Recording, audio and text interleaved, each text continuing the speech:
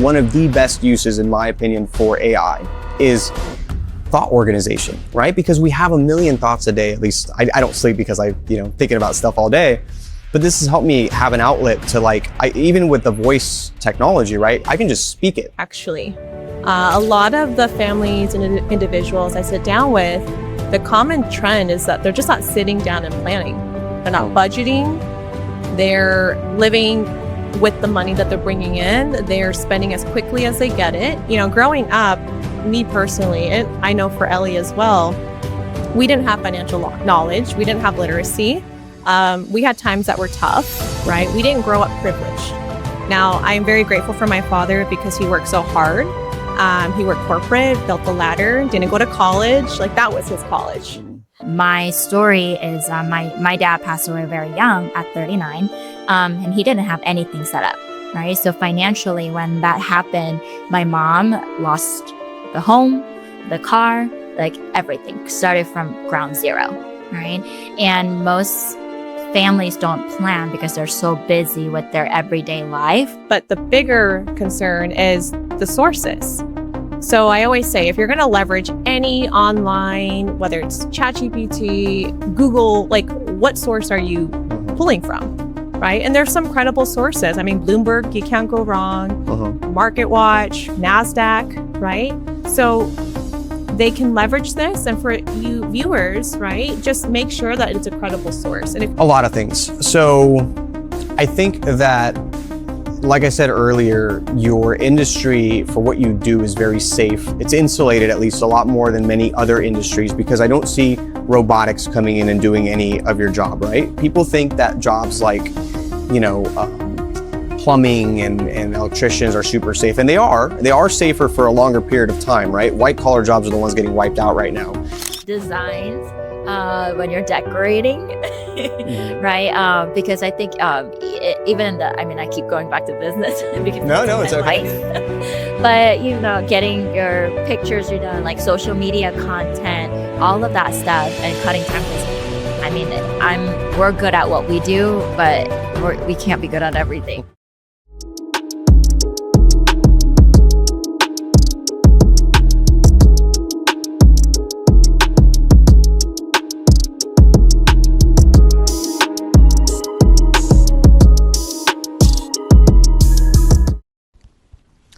Hey, I'm Emmanuel, and this is Let's Rethink AI. On this show, I host everyday professionals and business owners to talk about the way that AI is changing how they work, how they think, and even how they live. Our goal is to have an honest conversation, address real problems, and talk about how AI can help everyday people improve their lives. Thank you so much for being here, and please enjoy the show. Thank you for joining us today. I have Kassandra and Elli from Visionary Financial, and we're going to be talking about how AI has affected their industry, their benefits from it, and also a little bit of their concerns with technology. So without further ado, I'm going to go ahead and let Kassandra introduce the company and what they both do at Visionary. Go ahead. Well, thank you, Emmanuel, for introducing and for having us on this amazing show. We're excited to give a little bit more about who we are, what we do, and our thoughts around AI. But what we specialize in with Visionary Financial is we help everything around money. And we specialize in financial planning, retirement, making sure people understand how money works and that it's working for them. We've been in the industry now for going on 8 years. So it's been a great journey, and we're excited to continue to help people not only here in the U.S. but internationally as well. Amazing. Yeah, I actually met both Kassandra and Elli when they were first starting out, really. So it's been quite a while. I can't believe it. Yeah, it's been such a long time. Know, right? So the progression is something that I really like to see. And you two are on your own now. This is your business. So the perspective that I like to get from guests on this podcast is that of, serious professionals and also business owners. And you both kind of fall in between that, right? Because this is a job that very much dealing with, people every day as a professional. And at the same time, you're basically running your own show. You have people under you, right? You have a lot of people that you train. and you got to keep them motivated and everything. So you're doing kind of both sides of it. So I'm really excited to hear your perspective on what you have to say about this. Yeah, absolutely. So I'll ask you one more thing too here. Would you say AI has changed your experience with your customers? We'll start with that, right? Like, how about that? It's a very personal business. So tell me a little bit about that. Great question. Thank goodness for the advancements. If we just go back maybe even 6 years before the AI boom, before we had all these tools, it was a lengthy process. So what it looked like, first and foremost, 2020 prior to, we didn't have Zoom. Yeah. So we would actually drive to all our client meetings, or they'd have to meet us in person, which we enjoyed. Yeah. We love connecting with our clients and the families we serve. But bringing in just Zoom in itself was like groundbreaking for our industry. And I'm sure you can imagine why, right? People, it is a personal, it's a very sensitive topic when you talk about money. And you want to be in person for the most part. But bringing Zoom in was one thing. Bringing in advancements like AI, it has allowed us to expedite that experience. But not only the experience of like the time frame, but the efficiency. And so a lot of what we've adapted has been just to keep up, really, with every other industry. And our clients have gotten quicker responses, quicker plans in place, security of their money faster. And it really has strengthened that relationship of, hey, they're advancing as well, right? So that's just one component. And maybe I can pass it to Ellie let's hear what she has to say. Yeah, I mean, everything that she said, it had for business owners, it's all about time. Yeah. Right. And getting our time back. And before, emails and just follow-ups, all of these things, it takes time. And we're both very detail-oriented people. Yeah. So we want to do the best thing for individual. We want to be, so we want to include everything. And we use AI as far as like follow-ups now. But I think it's also really important that we don't lose that touch of human connection, because that's something that we enjoy, especially when it comes to finances. People need trust, and with trust and credibility, right? And if those are not there, it's hard for people to who is this person online, right? So yeah, I would say that it has helped us when it comes to time efficiency, and just being able to check off our to-do list a lot easier. And then something that a lot of having assistant and different people in our business that actually helps with paperwork and follow-ups, that it has helped them a lot as well. That's amazing. Yeah, I think one of the things that I like to touch on a lot on the show is this blend of, let's not forget the human element, even if AI is making us so much more productive. There's all these benefits, like you mentioned, the workflow, sending out emails faster, all those kind of things. I think all those things are maybe need to put together like a green and a red list. Like, these things you should do with AI, these things you probably shouldn't, obviously subject to your opinion on it. But in general, I think there's some kind of unspoken rules. Like, one of the jobs that I think will not really be affected so much by this AI boom is sales, right? And as business owners, we all have to sell, right? And it's, you might like it and you might not, but you're not getting away from it. You have to sell. And people still like dealing with people. You want to shake the person's hand, or you want to get that trust, like you said, and AI cannot replace that, at least as of now. It can be a very good copy of your voice or your tone. You can teach it, all these things, and that can make you a lot more efficient with your emails, especially, and things like that.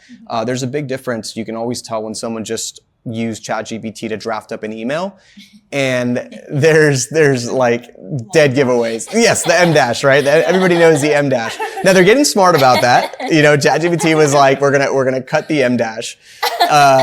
So, and you can teach it to not use M dashes, but there's still a very distinct. Right now. Yeah. You should definitely prompt your AI not to use M dashes. Make it like human. Yeah. You can humanize it. Actually, there's actually even AI tools that you can run your email or your paperwork through and ask it to humanize it. So, I still think it's not 100%, but it does make it much better. I think the better way is just to teach whatever AI you're using to draft your documents, your style, your particular style, by uploading like previous emails that you've sent in your own voice, Maybe even like something like this, right? When this podcast is done, you can probably teach the AI how you speak, what kind of words you use more. I think that would make it more human-like. With that in mind, using it ethically, like there's nothing wrong with using an AI to write a response to an email, especially if it's not something life or death, right? Like you do need to get to those more important tasks in your day. So use AI to make those easier. Yeah. So, and just speaking on that note, that's Sure. actually because I want to just bring it back to like how easy it can be to integrate AI to what you do, right? And us being in the financial industry, there is a lot of sensitive information. So some of the tasks that I use AI personally for is leveraging it to proofread some of my emails, right? Sure. But manually going in and still giving my touch. So I don't lose a touch because ultimately it is me that they're working with and they know me. So I want to keep that professional aspect, but also just time efficiency like we talked about.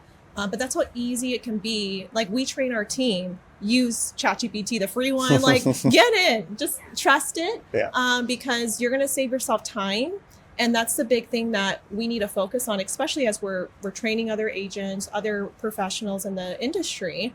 We need to make sure that we're efficient and we're out there doing what we need to be doing, which is sitting across the table with families, helping them with their planning, right? Securing futures. Like that's what we need to spend time doing. Yeah. And connecting with other business owners, of course.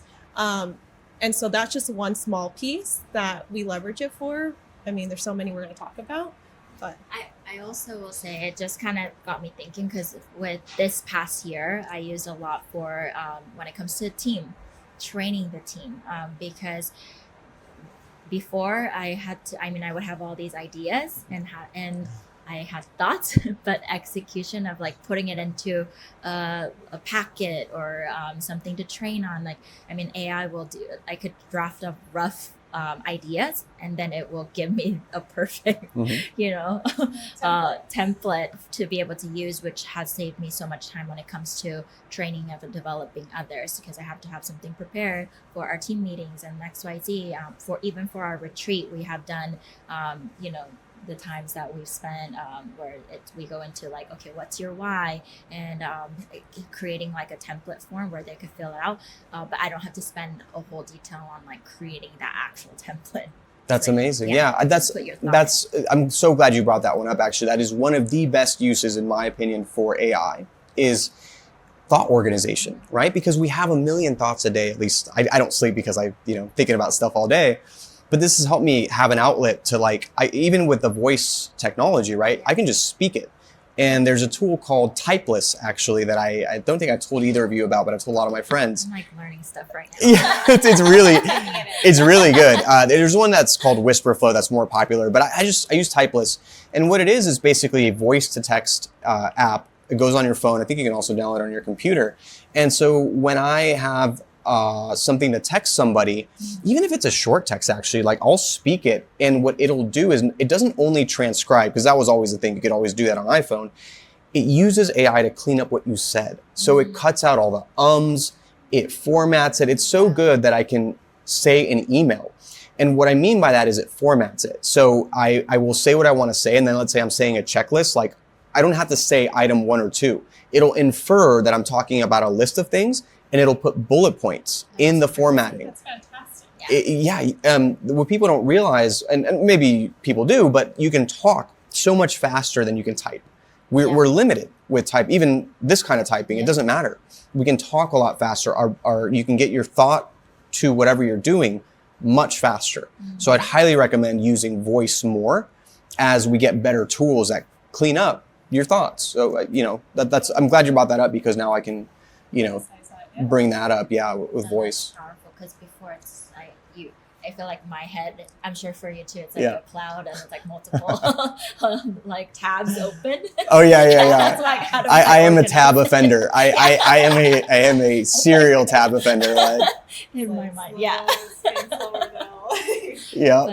like super powerful when it comes to that. So then, and it's something that we can teach, like again, duplication for our agents. Like we never want to use the human touch. There's all these different tasks that doesn't need it can be systemized. Yeah, absolutely. Awesome. Okay, let's go ahead and move on to the next section. So let's talk a little bit about financial literacy in an AI world, right? And this is talking about the near future, and it's already happening. So one of the things that I want to know, and the viewers should know because this is what you do every day, is what is like the biggest financial, I guess, advice or just basics that people are still not being taught, even though we have all this knowledge available to us. Like, what are people still missing that you're finding? Like when they come to you, what is it that they're still unaware of?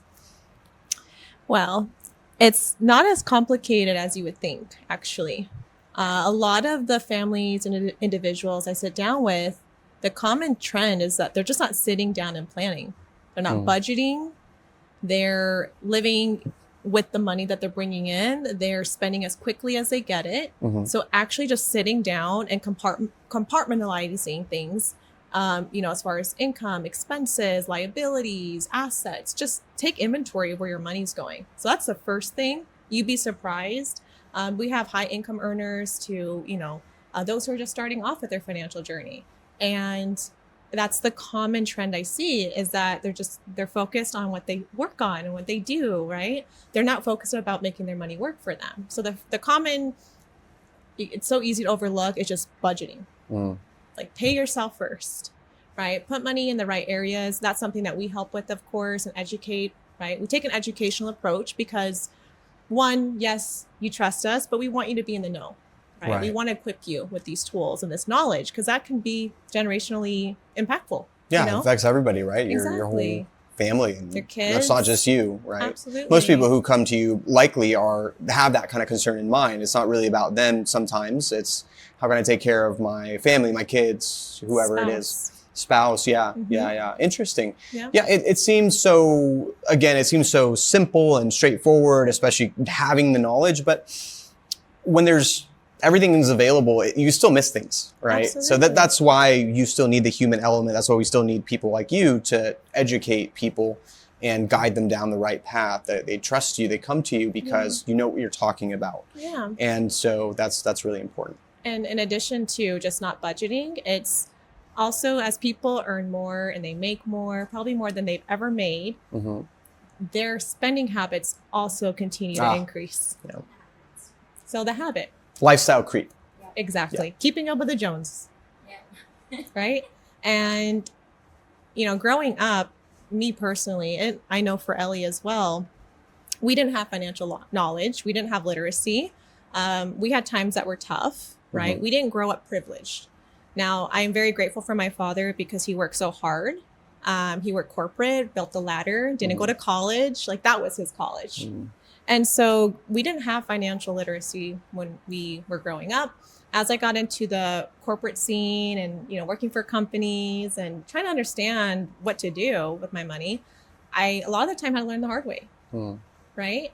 And so we just want to catch people in enough time to prevent a lot of that mistakes, or help them get on the right track if they weren't on that good track to start with. Sure. But a lot of the times it's like, we got to talk about your habit. We can't do that for you, right? So you can only do so much. Exactly. So, but that's just my take on that. I don't know if Ellie, you want to emphasize anything. Yeah, it's definitely the habit. But when you have somebody that's kind of sitting with you that are professional, it's like, okay, this is where you're at. But then also to give people hope. Like, if we just map it out, as simple as budgeting, this is your disposable income. And then with that, we could systemize, if you save X amount, just a small portion. It doesn't have to be a crazy, right? But if you can know your numbers and then systemize it, then now it's going to look completely different for you long term. But it's crazy because I recently had an experience because she said we didn't grow up privileged. We knew how to work hard, but that was all we knew. And we didn't know how to really save for retirement or properly invest, things like that. My story is my dad passed away very young at 39, and he didn't have anything set up, right? So financially, when that happened, my mom lost the home, the car, like everything, started from ground zero, right? And most families don't plan because they're so busy with their everyday life. Yeah. They're just like busy. Oh, I gotta go to work. I gotta do this. They can't even sit down for an hour to like evaluate exactly what Cass said. Right. And the recent experience, I say that because I know what it was like not planning and then the repercussion of it. And recently I had a friend that passed, unfortunately. And she had 18-year-old and 16-year-old. And unfortunately she passed away with an accident, super young. Not expected. Yeah. I mean, who's going to, it's terrible. I'm sorry. Sorry for your loss. Tomorrow is actually like we're going to the funeral, and but it's such a weird thing to go experience because we do this every day, but to be able to sit, because she is also my client, right, and to say that the boys are going to be okay, they could keep the house could be paid off, to confidently say that when the look on their face is like, I get chills even talking about it, because they had no idea. Oh, they didn't. They had no idea because they're 18 years old. They're 16. Oh yeah, they're young. That's right. They're kids. Yeah. But they knew that she had some things in place, but they didn't. They were scared that they're going to lose the house. Like, I mean, their mom, the provider is gone, right? Yeah, it's so rough. Like, it's like kind of a silver lining that you're talking about, that the kids will be taken care of. It's such a terrible situation, and it must feel kind of weird for you guys in this industry to prepare people this way, but then you don't want them to actually, pass away or anything, because then it's terrible. And then on the other hand, it's like, well, I'm glad I helped them and prepared them for the worst, and the worst actually happened. And it's like, okay, well, now their family's taken care of. It's like, it's such a strange feeling. I understand why you feel so kind of torn about it, because on one hand, you're so, in a way happy that the family's going to be okay, and that you played a part in making sure that was a thing, and they're not in the situation that you were when your father passed away when he was young. And I'm sure that was unexpected as well. So yeah, what an important job that you both do. So like Cass said, it is generational. If you put right things in place and you plan ahead, it doesn't have to be such a drastic change in your like overall finances, but it's going to drastically look different in the future, so it's huge impact with that. Great. So one thing I guess now to segue is, like, if there is all of this information available, right? And the proper thing is for people to come to both of you to get the right information, you have their best interests in mind. Is there any concern that AI, when people maybe search this stuff up or have these questions and they feel like, oh, I don't want to bother Ellie, I don't want to bother Cass, like, let me just ask ChatGPT. It's very good, don't get me wrong, like most things I research are good, but is there any concern of like misinformation or misguided advice, because it's general, right? I mean, it's not coming from a, I guess, personalized perspective. Yes. I believe ChatGPT, for example, or any AI tool that you're using, engine, right, really, it's very helpful. And there's almost two sides to this. One is like too much information, like overload. Like where do I start? So that's one thing that I'm concerned about. But the bigger concern is the sources. So I always say, if you're going to leverage any online, whether it's ChatGPT, Google, like what source are you pulling from, right? And there's some credible sources. I mean, Bloomberg, you can't go wrong. Market Watch, NASDAQ, right? So they can leverage this. And for you viewers, right, just make sure that it's a credible source. And if you're not too sure, I mean, you can reach out to us, but no. No, of course. But I did name a few. So Bloomberg, right, Market Watch, NASDAQ, and just make sure that you're not pulling from like just a general website. Like Yahoo Finance is okay, but Not Reddit. Yeah, not Reddit, please. Yeah, Not the Reddit community. But then also one thing actually I've experienced, because we do some planning around debt. So if you have debt, right, there's different types of debt that we work with. Make sure that you actually have a plan to get out of it. I do leverage AI ChatGPT just to quickly create a template. And I always have to put my own touch on it because they don't always calculate it. The system doesn't calculate it properly. So take it with a grain of salt if you're doing any formulas, calculations. That's just something that I've ran into personally. But Good to know. yeah, that Good is to know. I think the sources thing is super important. One of the automations that I build for my clients is automatic newsletter generator. So how it works is basically on schedule every week or every month, however often they want to send their newsletter. My automation essentially pulls from verified resources, synthesizes it using 2 LLMs, basically one to get the information, another one to format it and write. Essentially, its writing is based on the style that I teach it, based on the client, and then it automatically sends it into their Gmail drafts, and then they just click send, and it sends to like all their clients. And this is completely hands off. But the reason I bring it up is because of what you're saying. So the most important part of that automation is not the fancy, it's done all for you. That's great and all. It's the fact that we use a tool called Tavily within the automation that researches from a set list of websites. And not even just the websites. I can tell it, search this specific hyperlink on the website. So if it's Bloomberg or something, I'll go to where they're posting their weekly updates. So the newsletter is always updated with the information that's new, but it's coming specifically from the sources that I told it to pull from. So now more than ever, having those verified sources is super important. And I do hope that, this is just my view, that even though there's so much AI generated content in writing and things like that, I do hope that humans keep creating a lot of this content, because it's just not as good when we're just summarizing AI content with AI, right? It's already happening in a lot of avenues. It's sadly, I think it's kind of like eating itself at this point, because it's already absorbed all the knowledge from the stuff that humans wrote. In like 2 years, AI has learned the entire internet. So it's a little bit scary, but yeah, sources. Yeah, source. That's really good, because I'm learning something. Yeah.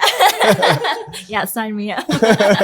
No, but I think people are so special, and I think creative space and people's ideas are special too. And my only worry is that it doesn't dilute, for people to express themselves, to be able to create ideas, right? Sure. But I think integration between the two, like your own ideas and like leveraging, and that can be a very, very powerful tool in itself. But I didn't know about the whole research, because that was going to be our thing. It's like, yeah, like you definitely want to like be careful, because not everything is completely accurate, because in finance, it's specific to the individual.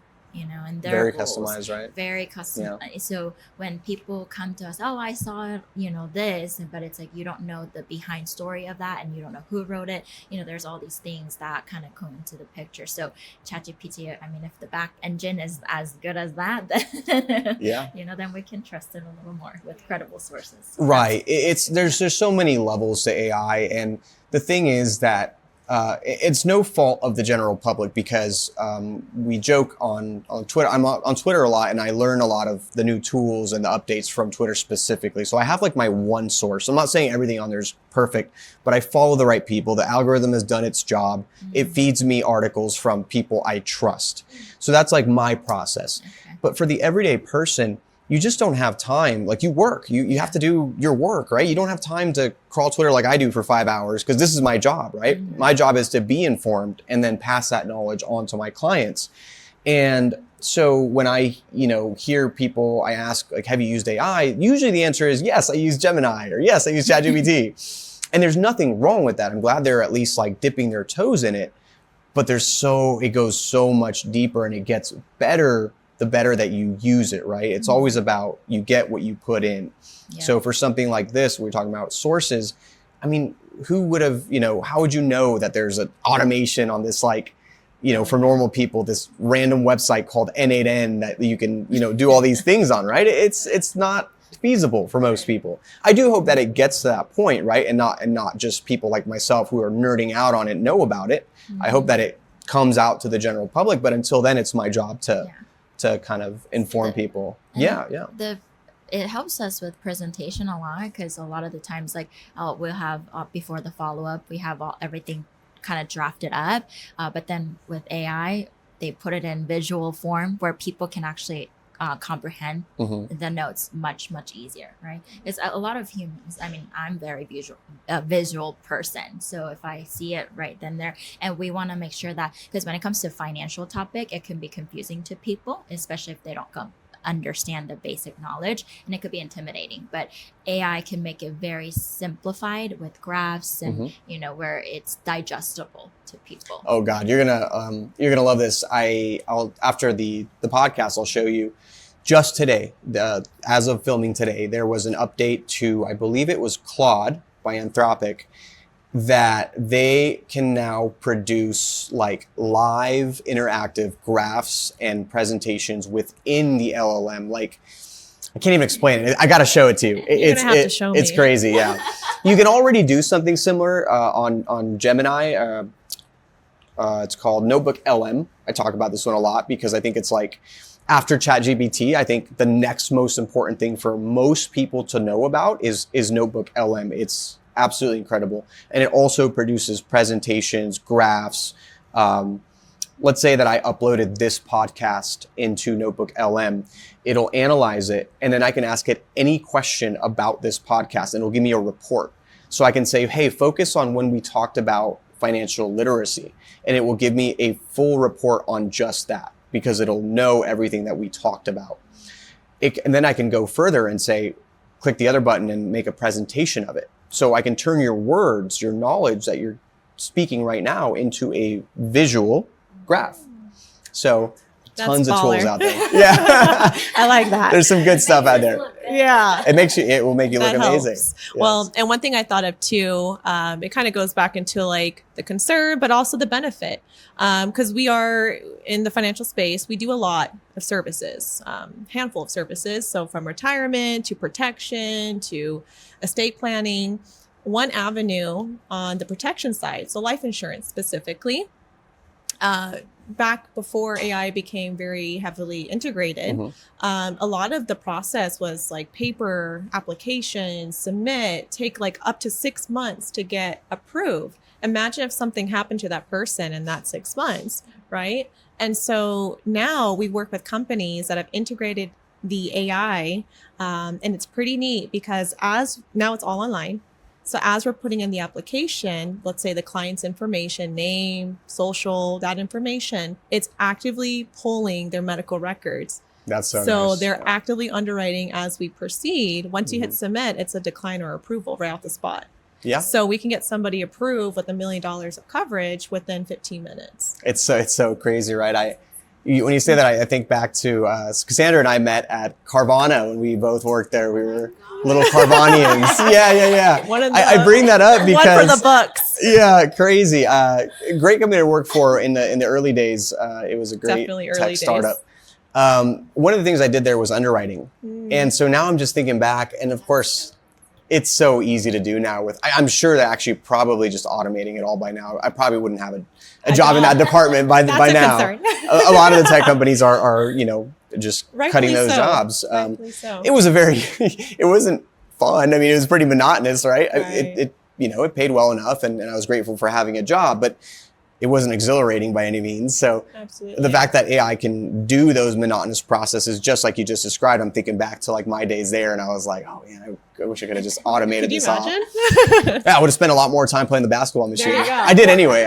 I took breaks, and they don't we hear had me now. snacks but- and- yeah. I took Looking more back. breaks than I was supposed to. I was not a very good employee. The but, good days. but I did my work. Yeah, I did most of my work. Yeah, we weren't so. good employees. Yeah, That's yeah. why we work for ourselves. You did. I think you did. Yeah. think Did she about go here? Yeah, right. She would sit with us. Those are good times. Good times. I think they're still doing well, by the way, too. And I'm very grateful for the stock shares and all that. And yeah, it was good to work for them. And I learned a lot. Working within a tech startup when it was starting. It gets me thinking of just in the future, like, because we're in 2026 now. Yeah. And that was what, 8 years ago? 2020 when we met there, around there. Yeah, around there. Just think about what's gonna happen in the next another decade. It's exponential. Yeah.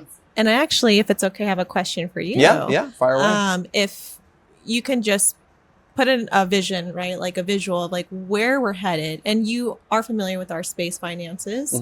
what do you see coming out of the AI boom, right, with the financial industry?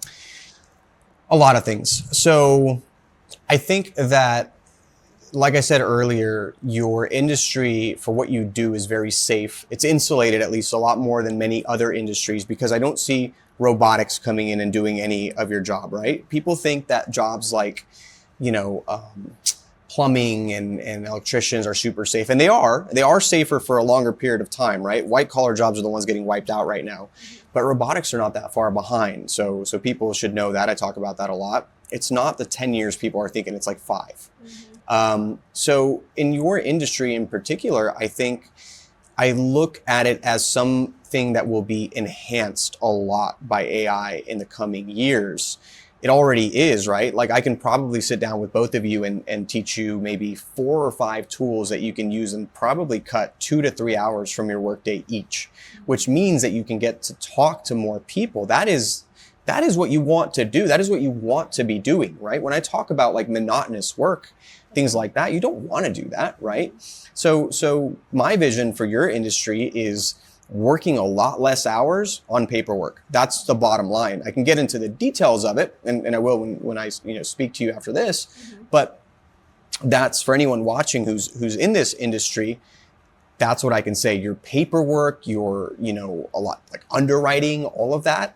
I mean, one of the best things AI does is sort through massive amounts of data. And so when you're talking about approving someone based on medical records and all these kinds of things, at the end of the day, yes, it's a unique person, but records and statements and things like that, they're just numbers, right? At the end of the day, I mean, the underwriter's looking at numbers. They're looking at patterns, right? And AI does pattern recognition better than our brain could ever, faster, right? So that's what I foresee, is more tools for your industry while keeping you busy and employed and expanding your reach. That's my positive outlook on it. And I would be honest, if you had asked me that and you were in an industry that I thought would be more impacted, I'd be like, you're like, emergency call after this. Yeah, you might want to, diversify your options. I appreciate that. No. Yeah, especially. And you're training your people, right? So one of the other things that you mentioned this earlier is the training, right? The training that you can build and do. And so now when you are training people face to face, you're only hitting on the most important parts. You've had them do the boring, compliance stuff with an AI probably, because I mean, it's as good as like, it can be interactive with them. You can turn on voice mode and it could train your employee with an AI voice.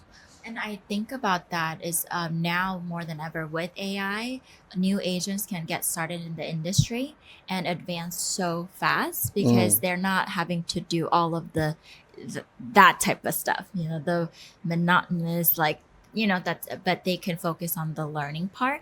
And also one of the ways that we did integrate AI is that when we sit down with a client, a lot of the times getting agents to understand the suitability, like what kind of option would you recommend to clients, and we have integrated AI to be able to we fact check it, right? So you have to still work with a trainer to make sure, but we can simply teach our agents, hey, plug this information in of where you're at and what your client is looking to do, and then it kind of gives them an idea of what's the right option suitability wise, and then they can start to learn that way, so that they don't always have to feel like they have to have us, and sometimes we're busy. So they could advance quicker into their success in the financial world rather than how we had it, Yeah, I like that. I mean, to close on this, I think one of the biggest bottlenecks to most companies, no matter what you do, is I'm an employee, I'm new, where is Mama Duck, right? I can't figure this out. What do I do with my arms and my hands? What do I do? Please help, right? Send up the smoke signal. But now they don't have to send up the smoke signal. They could just, go into ChatGPT. It's not even about the general ChatGPT. I'm talking about you can build an AI chatbot learning module essentially that's trained on your industry specifically. And even further than that, trained on your industry in the style that you want them to represent your company. So that's That's where I really see a lot of the value coming in. Yeah, and that's so customizable. And, we're dealing with hundreds of people like every month, right? And daily, right? And so just having things that are duplicatable, efficient, resourceful, right? Because that's the biggest job of ours is, we help clients daily. That's something that we have passion to do. And the other passion is training others to do the same. And so I want to equip them, empower them to like use your resources, but again, keep in mind the credibility. And I really do feel like a baby, to be truthfully honest, in this space. And it's already impacted us so much that I am excited to learn from you. I am excited to get more into this space. And even our conversation today has sparked a lot of curiosity. Good. So I appreciate this. Yeah, of course. Yeah. Of course. No, thank you so much. Okay, let's move on to the next section. So now that we've learned a lot about how you're leveraging AI in your business and, just every day in your workflows and everything, I hope that's been, really helpful to anyone watching that's in your industry. And please reach out to them if you are in the industry. They know a ton. So how long? 8 years? Is it? Yeah, a really long time. So now we're going to move on to the closing section where I like to just kind of get my guests' take on the future because I think everybody's perspective is just a little bit different. So I'm going to ask both of you, what is something that you are really excited about that may come about with AI? What doors has it opened that you're like, oh my God, we might have this in the next few years? For whatever reason, it comes to mind, 3D printing. Nice. Okay. So cool. I have no idea where that's going to go. I will say one of the reps here, he has a 3D machine AI, program. He made my cat a Batman hat. I was so happy about it. So that's just something that, excites me. I don't know. Cool. I'm not going to lie to you. That is not the answer I expected from you. So I actually love it, but I should have known you love your cats. Yeah, so Thank you. Yeah. That's the first thing that came to mind. I'm sure a lot of people watching will agree with you. Absolutely, a Batman hat for your please. cat. I'm a cat NT lover. From afar. No, I honestly pictures, designs. When you're decorating, right? Because I think even in I keep going back to business because no, it's okay. But getting your pictures redone, social media content, all of that stuff, and cutting time because, we're good at what we do, but we can't be good at everything, But marketing is a big part of also business, right? Sure. But I think when AI can think for us when it comes to design in that aspect, that's amazing. The structure of the content, what to put out. I know they can format all of that, making us look good, right? Different pictures. I know that we were playing with what was it? How do you? Which one? Caricatures. Yeah. Oh, like the ones they do at the fair and stuff where they make your head super big and stuff? Yeah. And so our team, we were having fun with that. Yeah. And it was a Sunday night and our team chat was blowing up with just. Oh, I know, because those things trend all the time, right? Someone makes a prompt and then everybody turns themselves into a caricature or. Based off of what they know. Yeah, about based on you. what you know about me, GPT. Can you tell me?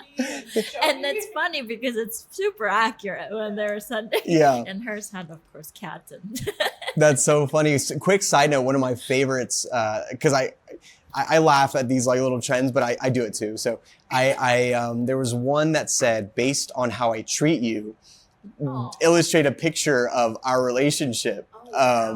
So mine was good. It was because I always say please and thank you. So it was it put me a little wizard hat and because I'm always ideating with it, right? So no, I don't abuse my LLM, and I think people shouldn't. To be honest, we don't ever know when it's going to be sentient. Completely serious about that, by the way. I'm seriously. I always thought, should I say please and thank you? It just feels natural to do that. And for most people, it does. I wrote Waymo and I was like, thank you. Thank you for dropping me up. I got off. And I was like, wait, there's nobody in here. Hey, it's just manners. It just means you were raised right? It doesn't matter who it is, what it is. People might think it's weird, but I think it's weird not to say please. I feel bad when I don't do that. Even to the AI, yes. Yeah. Okay.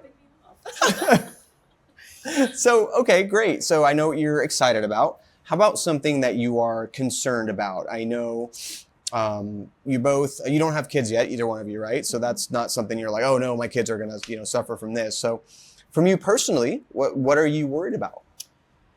Well, I am hoping to have kids here in the near future, and that's the projection. I do think long term quite often, and I do think about like, where is this really going? Is this going to be safe when I bring babies into the world, God's willing? And I also, just in the near future, that I'm like concerned of like how advanced, because I watch these movies, Sure. like Ex Machina, I think was one, and I'm like, that's crazy. That's kind of happening, where they're trying to figure out, like, almost test people to see, can you detect if this is AI or not? Because that's how real it's becoming. And then these AI, like, programs and robots become stronger, right? More knowledgeable than the human race. And it's kind of scary to think about. Dystopian, yeah. Right? And I just want to never lose that touch of like, we have that control. Because we are the top of the food chain, and sometimes that can be really bad. Let's enjoy our time there for now. Huh? Exactly. So that's my concern, really. Fair, it's very just, valid. It kind of feels like, can I keep up with how fast it's going?